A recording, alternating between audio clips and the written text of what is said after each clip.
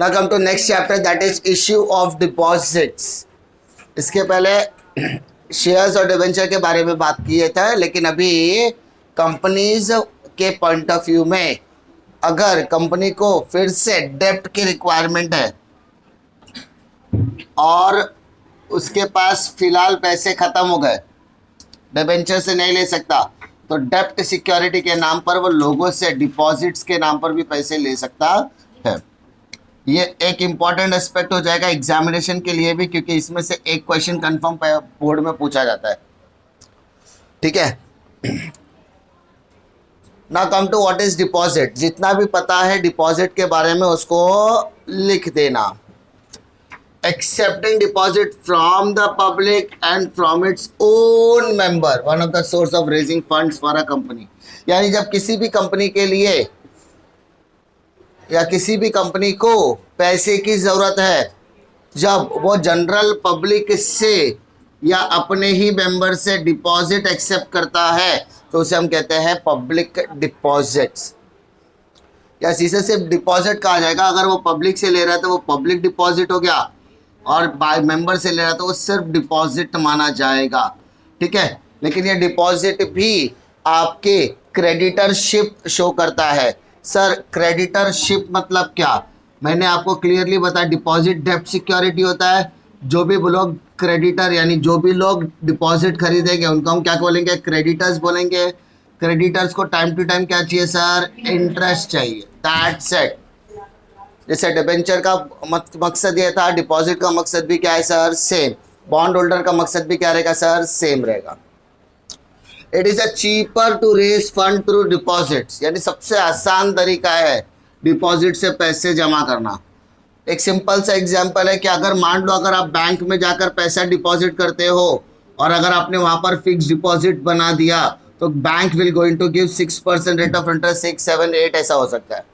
लेकिन अगर आप यही पैसा फिक्स डिपॉजिट में न डालकर किसी कंपनी में डिपॉजिट डाल देते हो जो सेम फिक्स डिपॉजिट जैसा ही होगा, तो वहाँ पर आपको इससे तो ज़्यादा ही मिलेगा, 7 से लेके 12% तक।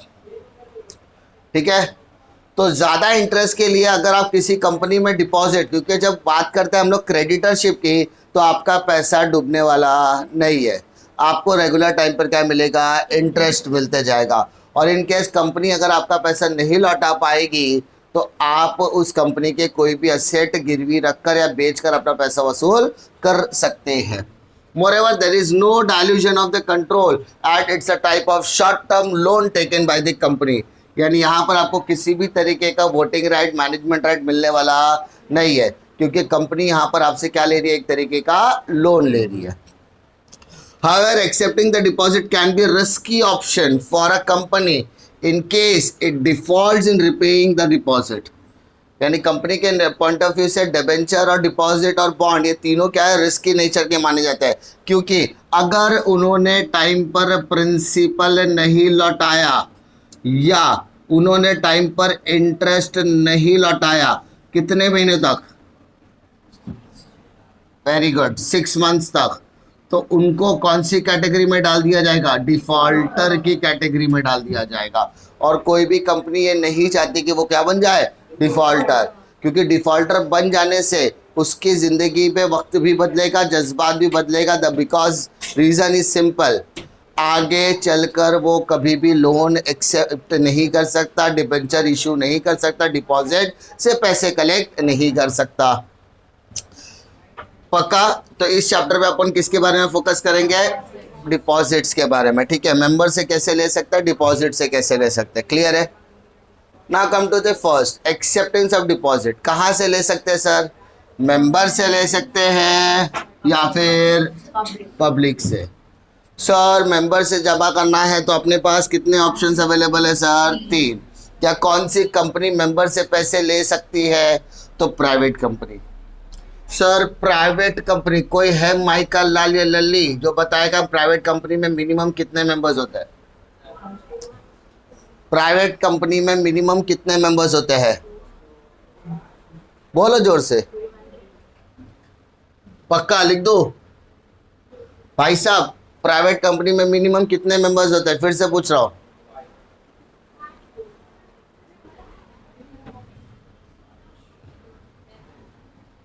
2 और मैक्सिमम 200। ऑब्जेक्टिव में आ गया तो बहुत इंपॉर्टेंट है। पब्लिक पब्लिक जानती है तो पब्लिक कंपनी में मिनिमम कितने लोग होंगे? 7। Maximum unlimited, no limit. ये 2 इंपॉर्टेंट है, ऑब्जेक्टिव में पूछा तो भाई मेरे को याद करना, याद आ जाएगा। तो मेंबर से 3 जगह से पैसे ले सकते हैं, प्राइवेट कंपनी से, पब्लिक कंपनी से, और दूसरी होती है एलिजिबल पब्लिक कंपनी। क्या होता है उसके बारे में डिटेल डिस्कशन। फिर पब्लिक में एलिजिबल पब्लिक कंपनी और गवर्नमेंट कंपनियां होती है। ठीक है सर। पहला क्या है? Private company. Sir sir sir sir sir sir sir private company can accept deposit from the member और डायरेक्टर और रिलेटिव ऑफ द डायरेक्टर। क्योंकि प्राइवेट कंपनी में उनका एक सर्कल होता है, यस और नो, कि उनको वो 200 लोगों के बीच में झूलना है।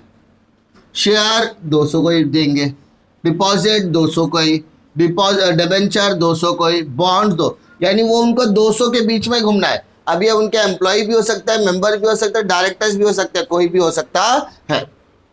समझा? दूसरा पब्लिक कंपनी। पब्लिक कंपनी का मतलब क्या होता है? जो एलिजिबल कंपनी नहीं है। अब एलिजिबल का पहले मतलब समझते हैं। This company can accept deposit from the member as well as from the public. But eligible में आया कौन? जिस कंपनी का नेटवर्थ।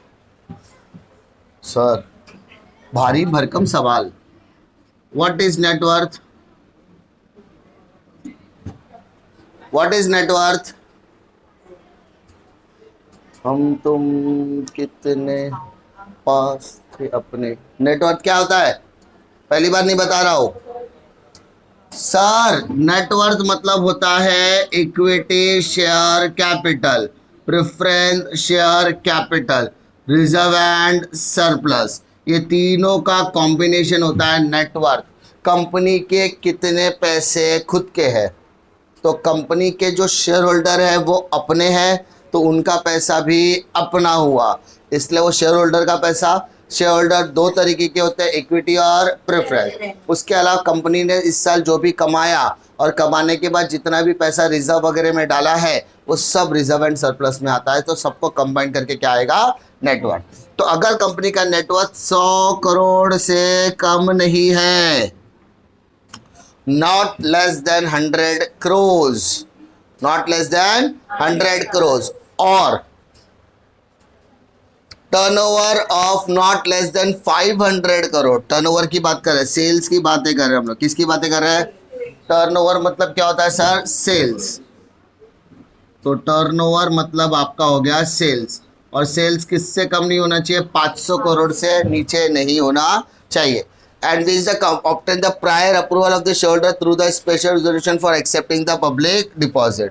मतलब नेटवर्थ में आपका नेटवर्थ 100 करोड़ या उससे ज़्यादा होना चाहिए, और टर्नओवर में आपका टर्नओवर 500 करोड़ या उससे ज़्यादा होना चाहिए।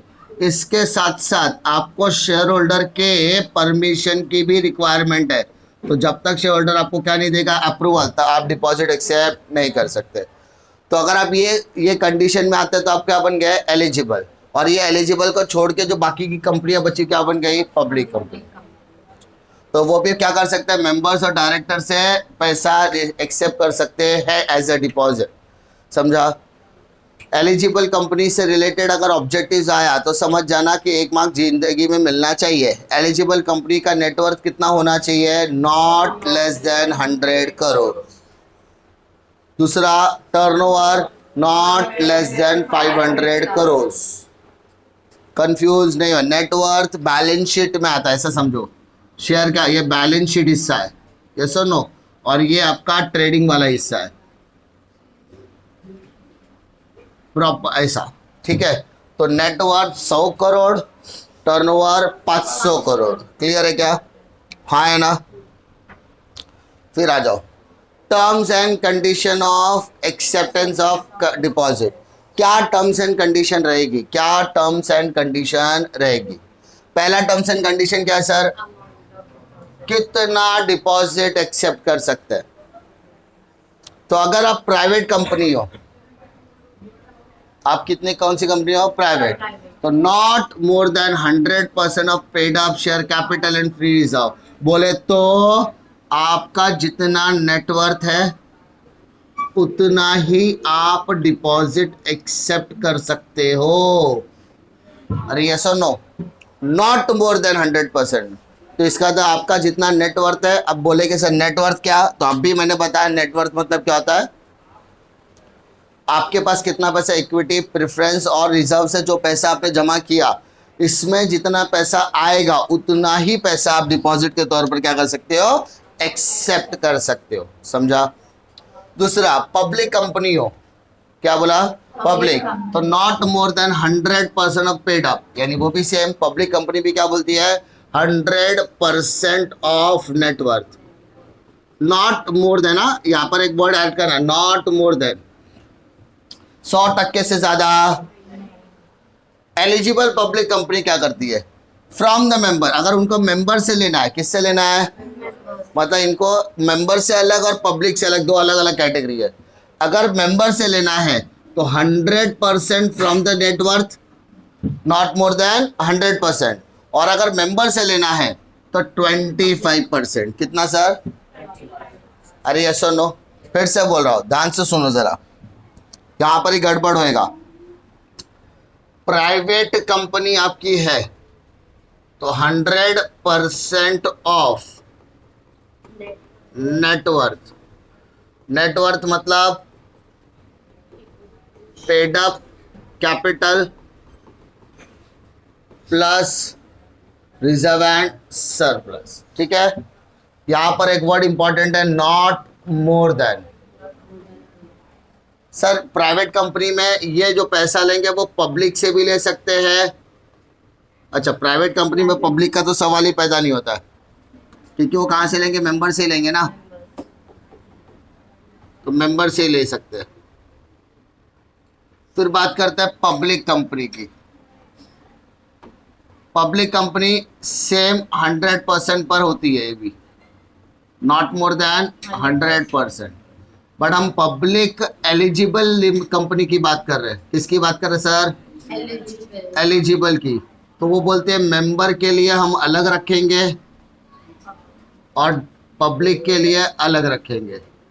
For member it is not more than 100% और for public it is not more than 25%। Clear है क्या? यस और नो? अब देखो, government company not more than 35% of the net worth, यानी गवर्नमेंट कंपनी के लिए कितना आ गया sir? 35%। Government company not more than 35% of net worth. Yes और नो? ऑब्जेक्टिव में कंफर्म है, पूछा जाएगा। ठीक है? Private 100%, public 100%, eligible public 100%, for public 25% और गवर्नमेंट कंपनी 35%। अगर आप पेपर सोल्यूशन वगैरह सॉल्व कर रहे हैं या प्रीलिम्स के पेपर, तो उसमें देखना एक तो ऑब्जेक्टिव इसमें से फंसेगा, गारंटी है। फिर बात करते हैं पीरियड और tenure of the deposit. Period मतलब कितने समय के लिए आप क्या कर सकते हो? डिपॉजिट इशू कर सकते हैं, दे सकते हो। तो मिनिमम पीरियड 6, मैक्सिमम 36।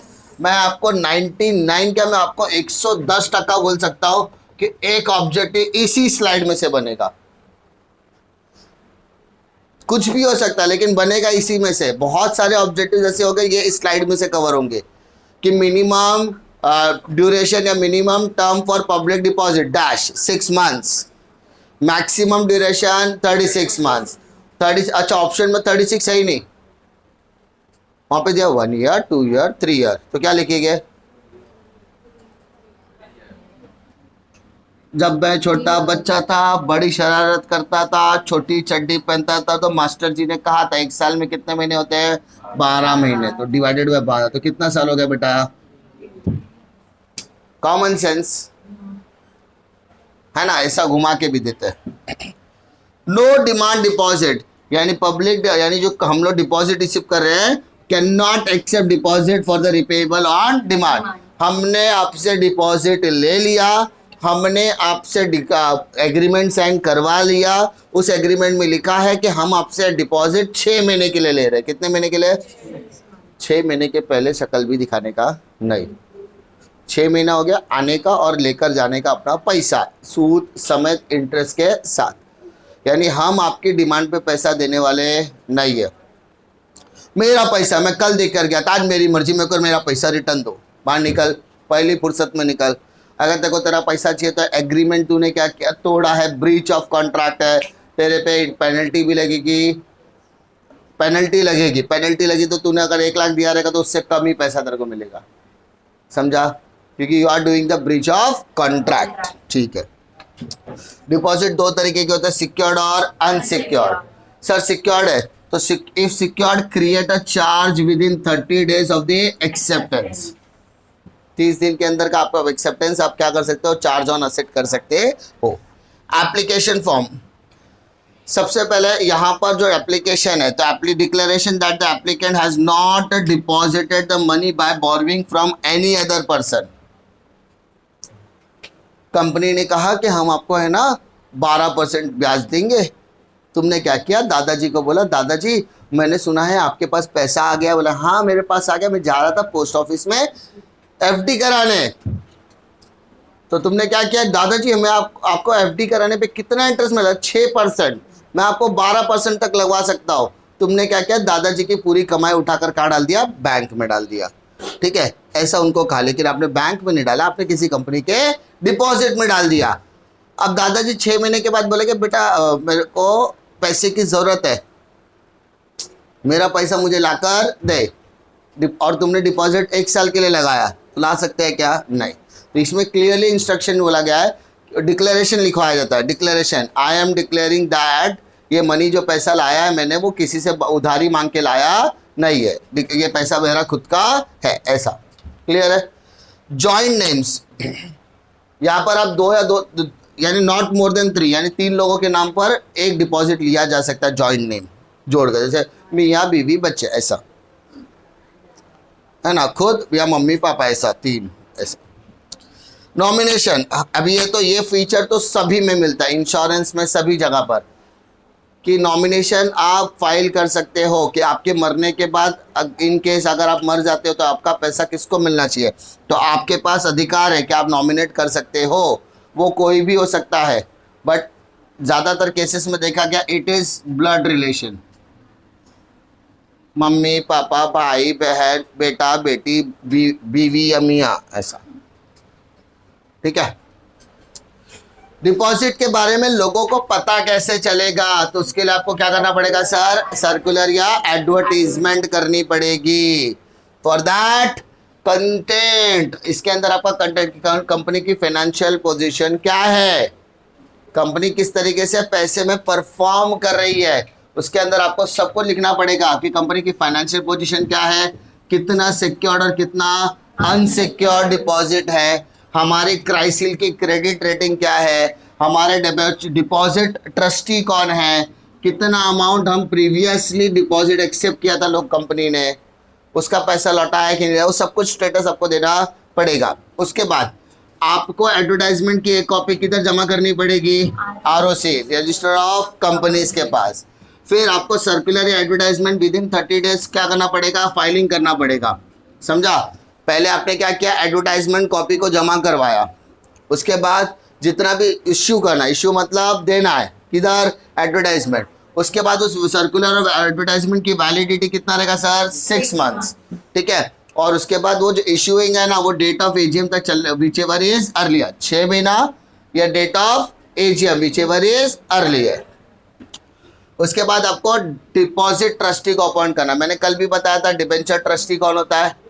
जो डिबेंचर होल्डर और कंपनी के बीच की कड़ी होता है, वैसे ये डिपॉजिट ट्रस्टी है, वो डिपॉजिट होल्डर और कंपनी के बीच की कड़ी होगा। कंपनी कुछ भी गलत करेगा तो उसकी रिपोर्ट किसको देगा?